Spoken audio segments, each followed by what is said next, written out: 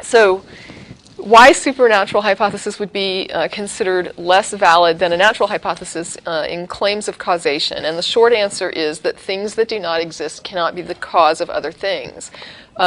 This is not a claim or a statement that supernature does not exist.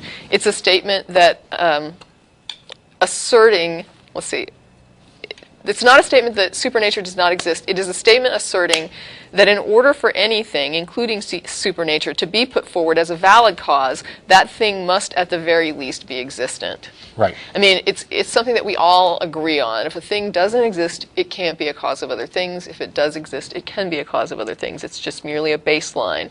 You could look at it as three categories. There's a pool of things that are known to exist. Right. And a pool of things that are known not to exist. Right. And some things that might possibly exist. And but you can't call them existent yet. Yes, and the ones that are in this category are by default more reasonable explanations. Right. Yeah. Yeah, and the things that are in the category of things that might exist are at this point no different as far as our capacity to gauge them than the things in the non-existent category. I mean, until we can demonstrate their existence, you just can't call them existent. You can just simply say, I think that one day we will demonstrate that this thing exists, but today is not that day, and so for now, we cannot make the assertion in any valid way that the thing exists. Let's see. Nature is known to exist, and if we wish to posit supernatural explanations, we then compound a problem by putting forward an explanation that then requires a demonstration. So, in other words, to make our supernatural explanation even begin to be valid, we need to find a way to demonstrate that there actually is such a thing as supernature. And we also have to show that it can do what we're claiming it can do. So until we examine supernature, we can't make any valid assertions about what supernature is or what it does in the way that we can about nature. So with nature, we can demonstrate that it does certain things. We can postulate that it does certain things based on what we know about it and what we observe about it. But with supernature, you can't even know what it's doing. You can't make a valid claim of what it does. You can't postulate what it might do because you don't know what it is. You don't have information about it. So there's no way to speculate even. Well, you're speculating, but you're speculating based on nothing, as opposed to when you speculate about what nature might be able to do, you're speculating based on at least a base set of information that you've got. So you know something about it, and you can then make leaps of where it might be able to go based on what you know about it. Where but supernature is just a big black hole. There's no valid means of asserting anything. And when we've talked about this before, one of the kind of examples I use is that we tend to explain things in terms of other things that we understand or that are at least reasonably understood. And so if you've got something that is in the category of unknown or not demonstrable or untestable, then you're essentially trying to solve a mystery by appealing to another mystery. Yeah, and this is that statement. It's just sort of expounding on that. Mm-hmm. But what I summarized it as is we have an unexplained event X, and we have nature that can be examined to see if it can do what's required to achieve X. Then we have supernature, which we can't examine, we can't demonstrate, and about which we can make no informed claims. So it's literally an unknown variable that we can just call it Y, simply an undefined variable. In this case, if we put supernature forward as the cause, what we're saying is that an effect we can't explain was produced by a cause we know nothing about, and for all we know doesn't even exist. So mysterious event X is caused by unknown, possibly non-existent cause Y. And that's really not saying much. Yeah. So saying Y caused X, where X is unexplained and Y is undefined, is not an explanation.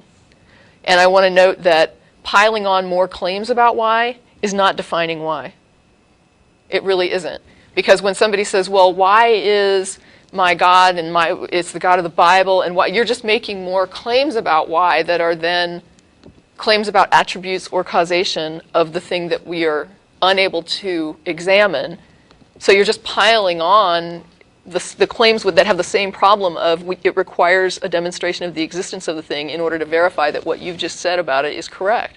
Yeah, it's kind of you're complicating the issue, because on the one hand, when you start making claims about the attributes of God or the nature of God, you are attempting to define this in a way that makes it appear to be more explanatory, like you were saying, you'd have to actually demonstrate those attributes and things. Right. So on the one hand, you're making it more and more difficult to make your case while you're attempting to make it easier. And on the other hand, by going through and adding traits to the definition, you are at least making an attempt toward defining something in a way that we may be able to, or we're more able to investigate it. For example, if you talk about a God that specifically answers prayer versus just some abstract God, well, okay, the answering prayer thing is something that's potentially testable. Sure. And continues to Right, fail. but when somebody puts forward, like, for example, a definition and they say, well, my God is eternal. Yes. That's a useless help. That doesn't define anything for me because that's just another claim. And for me to accept that your God is eternal, I need to see your God, and I need to look at that and say, you know, does this thing pan out as eternal? I mean, I don't even know what an eternal God would be like, but I assume since you're throwing out that attribute that you have some concept of what it means. And so if it has some meaning for you, then we can look at that and try to figure it out. But I don't know how you would demonstrate your God as eternal.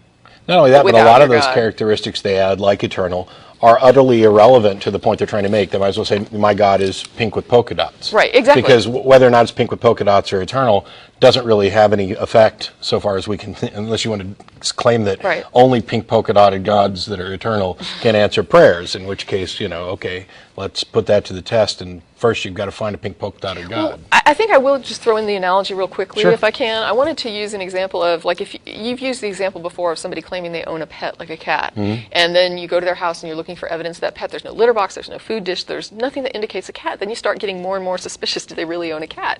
And I said, what if someone told me, you know, I'm so upset my cat ran away, and it was like, I didn't even know you had a cat. Like, you go over there, you're suspicious about the cat story because you have some reason to think maybe there is no cat. You've been over there before, you've never seen a cat, and they're saying that cat ran away. And you go over there and you say, I didn't even know you had a cat. It's like, oh yeah, he mostly stays outside. That's why you've probably never seen him.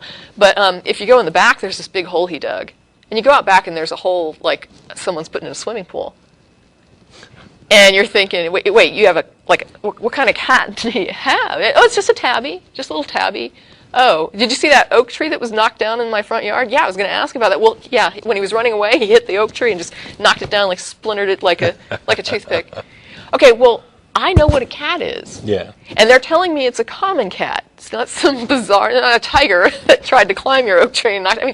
And so knowing what a cat is, I can examine reach into my head and say, what do I know about cats? Their size, their capacity for destruction. Would a cat dig a hole the size of a swimming pool and knock down an oak tree like it was a toothpick? No.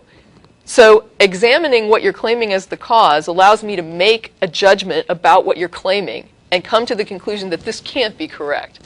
But if you tell me that your pet dragon dug that hole and your pet dragon knocked those trees down, well, I might buy into the idea that a large animal could explain knockdown trees, but without some evidence that you have a dragon, I don't know how to assess the claim that you have a dragon and that dragon digs giant holes and ran away and knocked down your oak tree. Yeah, on the one hand, it is more plausible within the limited definition that we have for dragon that a dragon could knock down a tree and dig a swimming pool hole than a little cat. Right. But that doesn't make the explanation any more plausible because there's absolutely no demonstration that any such thing exists. And let's say that I go into the front yard and I say, you know, these trees are just literally knocked down. Like, this isn't, you can tell it wasn't hit by lightning, it's not burned.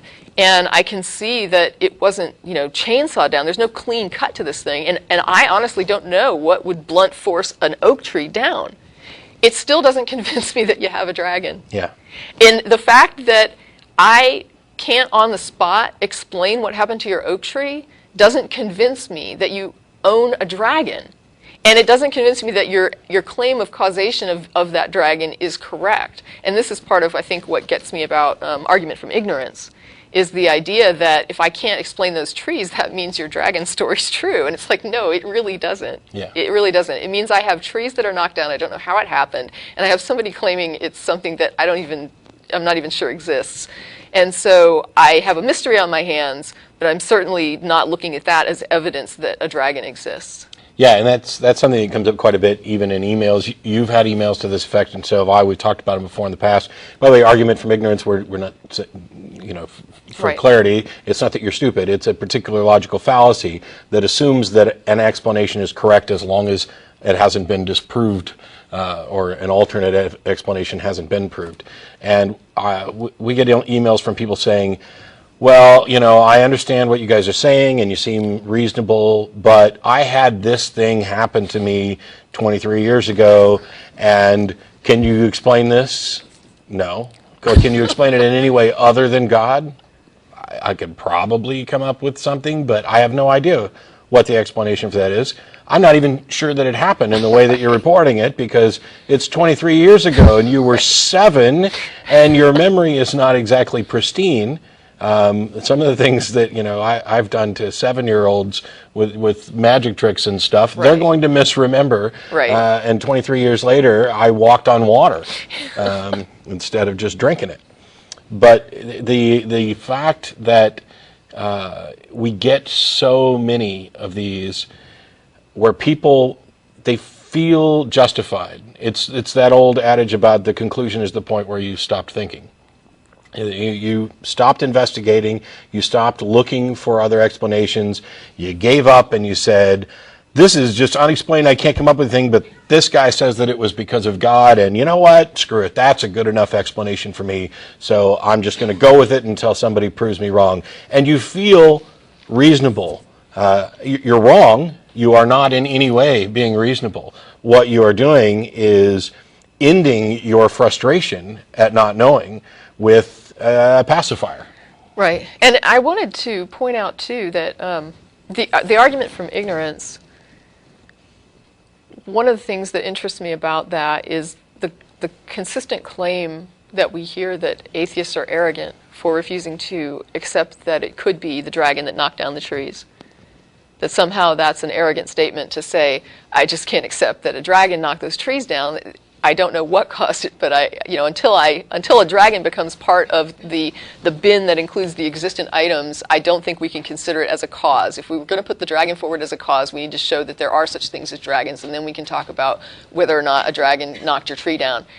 But in the face of being called arrogant for that, what I find interesting is that the person that's calling me arrogant is basically saying that if they don't know the answer to something, a God must be responsible for it.